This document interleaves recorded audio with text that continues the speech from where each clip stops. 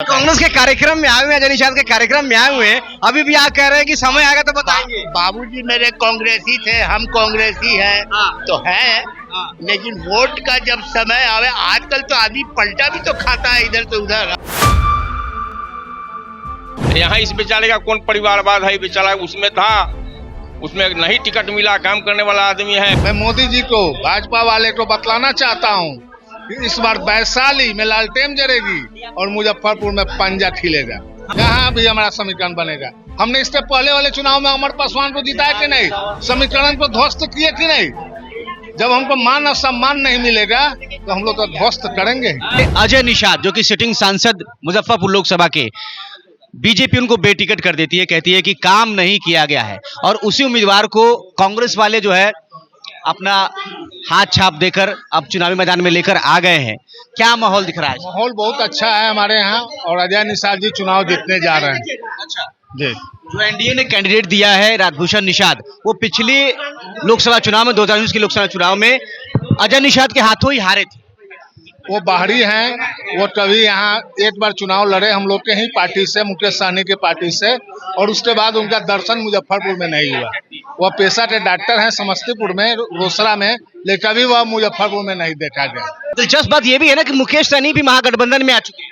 मुकेश सहनी के नेता हैं, आज हमारा मजबूती है हम वहाँ। दिलचस्प बात तो ये भी है ना कि अजय निषाद और मुकेश सहनी जो दोनों एक दूसरे पे कभी आरोप प्रत्यारोप लगाया करते थे, सारी बात खत्म है। हाँ, आज मुकेश सहनी जी, माननीय मुकेश सहनी जी आज आ रहे हैं हमारे फील्ड में, और अजय निषाद के लिए वोट मांगने के लिए, और सारे सहनी परिवार उनके साथ खड़ा है। राजनीति जो है वो अवसरवादिता ऐसे ही नहीं कहलाती, होता ही है, वो समय के हिसाब से चलता है।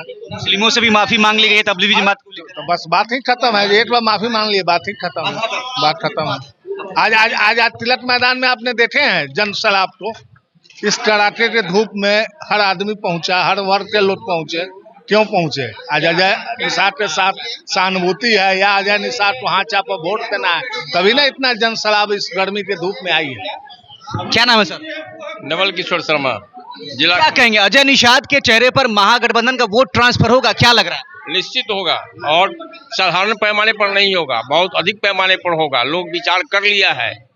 पटका बदला है ना। अजय निषाद बीजेपी के चेहरा थे कुछ महीने पहले तक, है ना, और अब कांग्रेस में शामिल होते ही उनको टिकट मिल जाता है। चर्चा यहाँ पर विजेंद्र चौधरी के नाम की। अब आप देखिए, माधवराव सिंधिया का पूरा परिवारवाद कहलाता था। मोदी जी कहते कि परिवारवाद है, और जब चला गया जो है सो भाजपा में, तो सब परिवारवाद खत्म हो गया।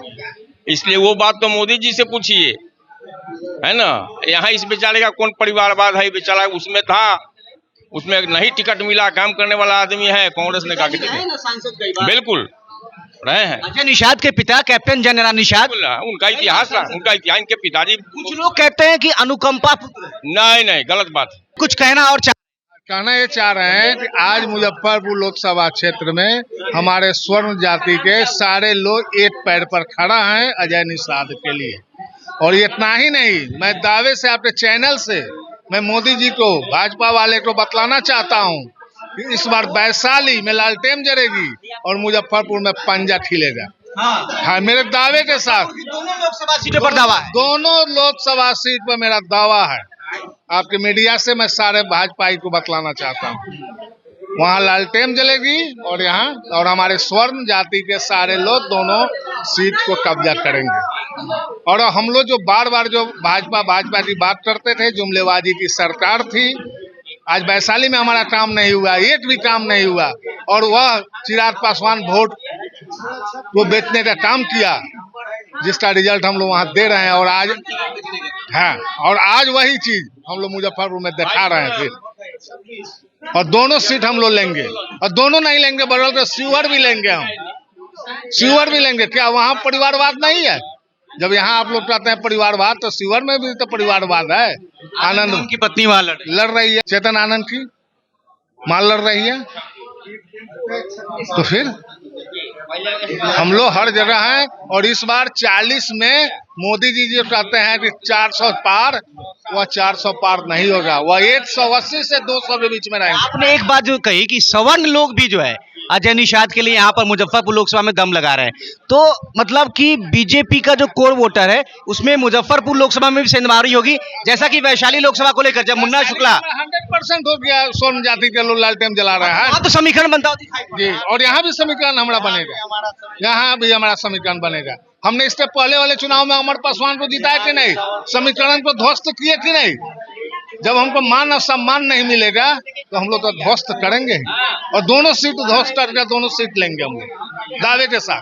भविष्य में गार्डेड लैंग्वेज बोलने के लिए कहिएगा। हाँ, पहले जहाँ थे वो बहुत कुछ बोले, तो आप जो बोलेंगे तो गार्डेड लैंग्वेज बोलना चाहिए। लैंग्वेज क्या नाम है चाचा आपका?